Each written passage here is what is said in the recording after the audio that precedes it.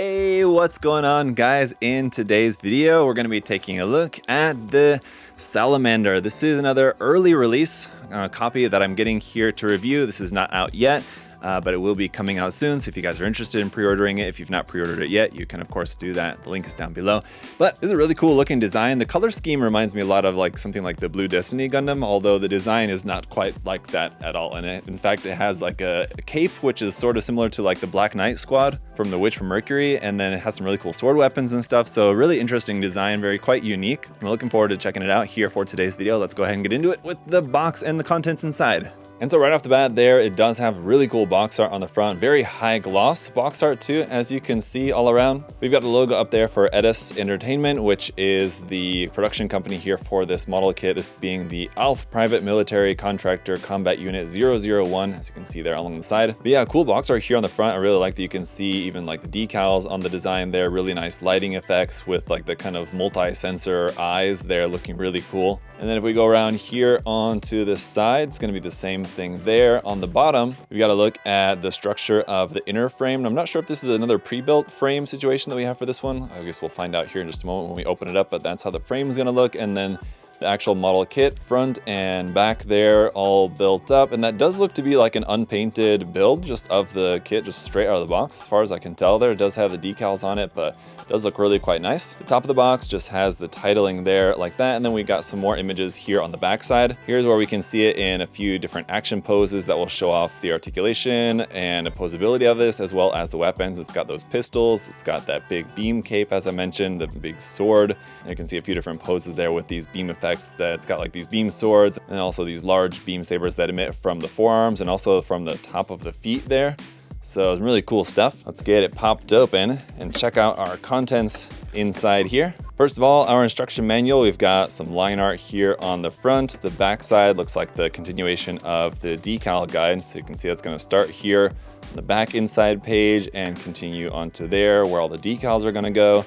On this page, sort of like a little mini poster almost. If you were to cut this out from there, you have this really cool image of these two kits fighting. I'm not sure I remember the name of what that one is that it's fighting here in this image, a different kind of mobile suit design there, not mobile suit, you know, exactly.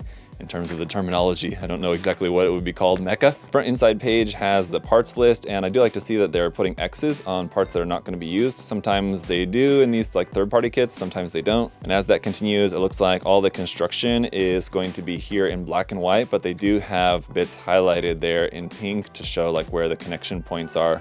And I do like that it's showing you which runners are used for this section of the build. So like for building the torso section, it's going to use these runners here. Some features of the manual that I definitely appreciate, so that's good to see. If it was in full color, like everything in full color, that would be even better. But this is pretty good. So it's just going to go through the construction. Looks like pretty nice in terms of the complexity of everything. Once the body's together, then we build the cape and the weapons here towards the end, and then the included base, which we've got in there as well. And so we'll get to all of the runners in just a moment. First of all, in here, it looks like we've got some foil stickers for basically the eyes and a couple of cameras. The eyes you have in either pink or red, and then you have got these other pink ones there for some camera bits. For the waterslide decals, it's not a huge sheet. It's a bit smaller than what I was expecting, but we do have some nice decals on here, either white or red, for all the decals there. It looks like some caution marking, some little like lining accent bits. So not too bad in terms of the included decals. And it's not going to be a full pre-built inner frame, but we are going to have parts of the frame here that are pre-built for us because they're a mix of plastic and die-cast for some of the metal joints there. So you will have that kind of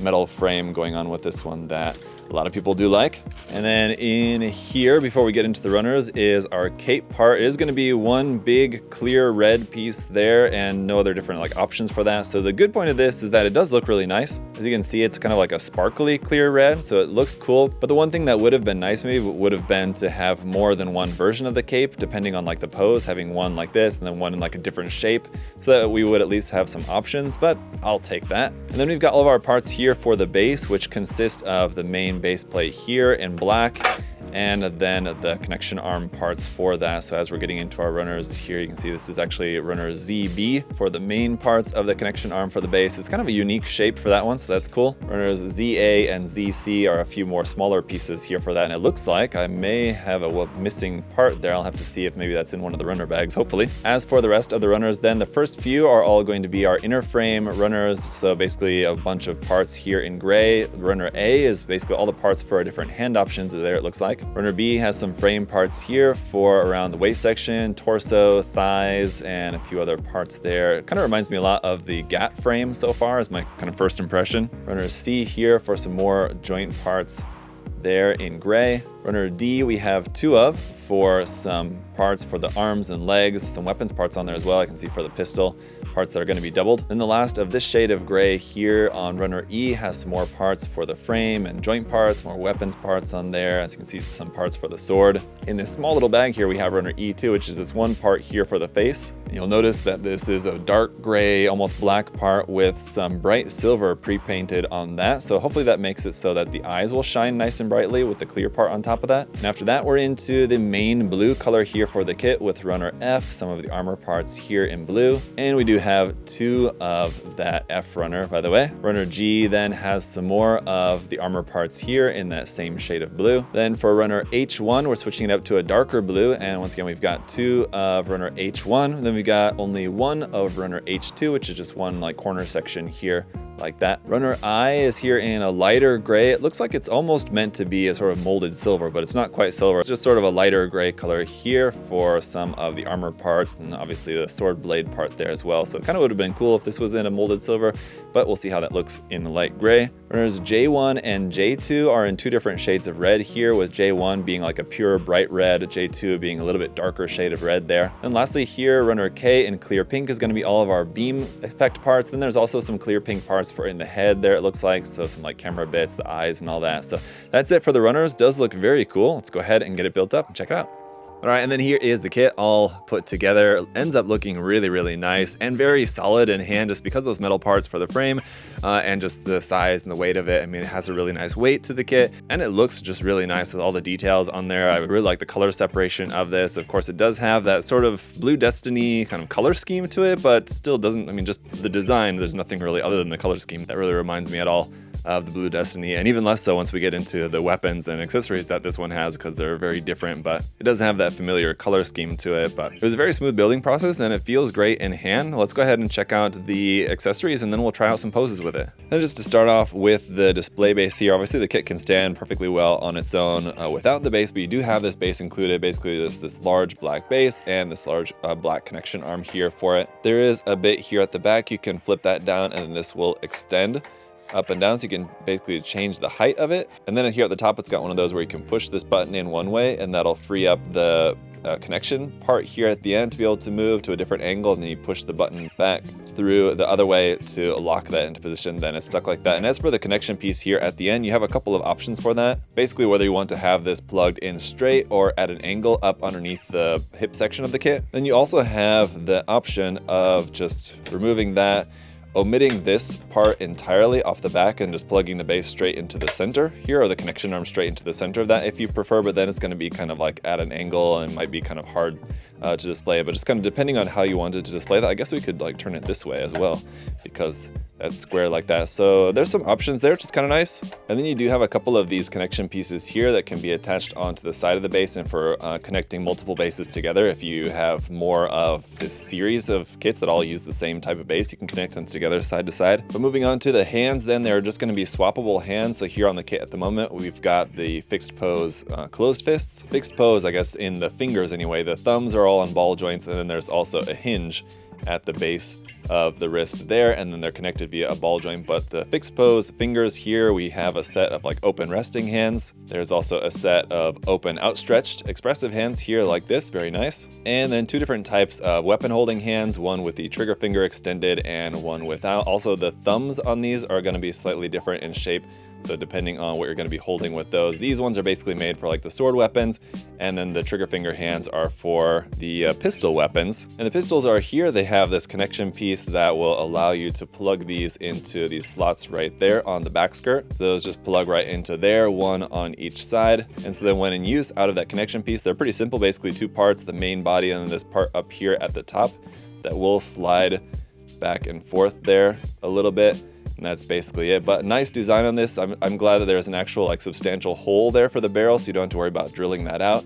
And it looks pretty nice. There's a little bit of mold line that you might want to sand around that, but no seam lines or anything, which is great. And then we've got our main sword weapon here, which is actually a combination of two different weapons put together. The total length on this is about 22 centimeters. So in terms of height compared to the main kit, it is actually going to be taller than the kit itself. But yeah, pretty cool design. And then this can disattach here to turn into just a smaller, like kind of handheld axe. And then this one has the main handle here for the sword there as well. And again, I do wish that the blades were molded in like a molded silver instead of this lighter gray, but it at least does have a separate color to that and looks pretty cool and easy enough to just connect those. Now, when not in use, there isn't anywhere to connect these onto the kit, unfortunately. But we do have beam saber handles connected onto here. So there's actually 6 beam saber handles, 2 on each back skirt. So one here, there, and then at the base of the backpack, kind of up underneath there, there's 2 more beam saber handles that are like there on the back. So there's 6 of those, and we've got a whole bunch of beam saber effect parts. So you have these just kind of longer, straight beam saber effect parts here for those that do kind of have this really cool jagged design to them. We also have the option of these smaller ones, so if you wanted to make them more sort of like beam daggers. And then we've got one in this curved shape here, so if you want to show it actually like slashing with the beam saber, you can show that, which I really appreciate. Having beam saber effects in here like this definitely is going to make it look that much more dynamic. And then we do also have 2 of these beam saber effect parts that are meant to come out of the foot. So these are going to plug here into the top of the foot there like that. So we've got 2 of those. And then we've got 2 more long ones here that are the same size and shape as the beam sabers for the beam saber handles, but these ones are actually meant to plug here into the forearm. So right there, you've got that point where this is going to plug into the forearm like that. And so then you can use these as like sort of beam tonfas there. So lots of like beam saber weaponry. And then of course we have the massive beam cape, which is going to plug in here to the back. So on the backpack, like these parts are going to fold up, and then this is just going to plug up into there. And we'll take a look at that when we check out some different poses here with the kit. But real quick, first, just to point out a few more aspects that I particularly enjoy about this. So that clear visor part ends up looking really nice with that silver part underneath. You can see like the clear part shines really nice and brightly, which is good. And then you have that up there in the head camera as well, and then even for the back cameras on the back side of the head, and this clear part here on the backpack. And yes, the backpack can come off, and you can use that as like a separate flyer as well if you wanted to, sort of like a core fighter or core lander sort of. But it does also have this massive beam cannon built into the chest here, so this chest part here will lift up like that, and you have this massive beam emitter sort of beam cannon there built into the chest. These parts here on the shoulders will lift up. You have clear pink parts for inside these thruster bells there on the shoulder. I'm not really that into it, so honestly I might just take those out later, but this part will move like that. All the articulation is going to be pretty standard there at what you might expect. Double joints in the elbow, double joint here in the knee. That'll give you separation of that thigh armor there and separation of the knee armor here as well. So that knee joint bend looks really nice, really exposes a lot of that metallic part there for the knee. Looks really good. And then the articulation of the feet is really quite nice as well, as you'll have like a toe bend, and the ankle can bend like really far back and forward like that. You can bring the foot all the way up to the front like so. I have noticed there is a little bit of an issue side to side, because when you bend this to the side, you have to be kind of careful, because these little armor panels here on like the side of the ankle can be very, very easily popped off when bending the ankle to the side. So you have to make sure that you're not popping off these bits here when moving the ankle to the side. Around here on the back of the leg, these vent parts will move up and down a little bit there like that. And then here at the back skirt, this kind of larger red vent here will also move up and down a little bit. For a size comparison, here it is compared with the Shinanju Stein. As you can see, it's definitely going to be smaller than the Stein, which is a particularly large mobile suit. But I would say this kit is going to be pretty much right on point with being a standard size for a 1/100 scale Gundam model kit, so comparable to most master grades, as long as it's not like a big chunky mobile suit like the Shinanju Stein. I think that's about it. Let's take a look at the kit here in a few different poses just to round out the review, and as you might expect, this one's going to be getting a very positive note from me. I really enjoyed this one, quite unique in terms of just the design. I like the colors of it. It's got a unique color scheme to it. It looks really nice straight out of the box, but I think it's going to look, of course, even better, like with some painting on there, especially because you have all these like really nice vent details and little details around in the armor that I think with a little bit of like paint and weathering especially could like really stand out as some really nice little detailed aspects of the design. But otherwise, I mean, just as far as what you get in the box, you get a lot of really nice stuff in there, from the water slides, the included base for this, the display base, and then all the different weapons and option parts. You have the pistols, you have all the different like beam sabers or beam tonfas or beam sabers coming out of the feet, you have the beam cape at the back, and then the large sword that can be separated into the still like pretty large sword and axe as separate weapons and everything. Yeah, so you get a lot of great weapons and accessories with this one. No like shield really, I guess, of any sort, unless you're like counting the beam cape as sort of a shield. I'm not really sure if it's meant to act that way or not, but as I think I said during the unboxing, I do kind of wish that when we get like shield parts like this, that we would get more than one option, just so that we could have a little bit more variety in terms of like how you might want to pose it. If you wanted to have the shield kind of like blowing off to one side sort of thing, it would have been cool to get 2 different effect parts for the shield. So just something like that we could maybe hope to see in future releases if we have anything sort of similar to this, either as like a sequel to this kit from the same company or as like a different kit. Just it's something I would like to see more when we have that type of part in kits like this that come with like a cape or something like that. I definitely prefer the fixed pose, like all plastic, just solid cape, rather than like a cloth or something like that's flexible, but having more than one option would certainly be nice. Anyway, guys, let me know your thoughts on this kit down in the comment section below. If you want to check out the kit for yourself, there'll be a link in the video description to USA Gundam Store. And as always, I really appreciate all your guys' support, leaving a like on the video, making sure that you're subscribed. I really enjoyed this one, and I think that you guys will too. I think this is a great option, particularly if you're a big fan of building master grade kits and you wanted more master grade kits. I think this is a good option to check out. So that's going to do it for this video, guys. Until next time, hope you all are doing well. See y'all later. Bye.